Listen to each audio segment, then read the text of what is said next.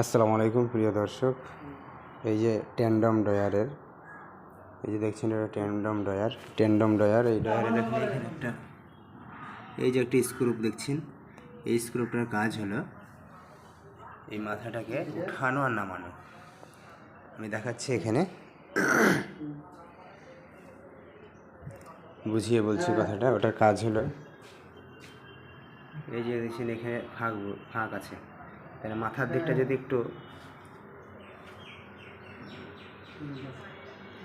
ভিতর দিকটা যদি একটু নামিয়ে দেওয়া হয় তাহলে এটা গ্যাপটা পূরণ হয়ে যাবে। এটা হলো এর কাজ।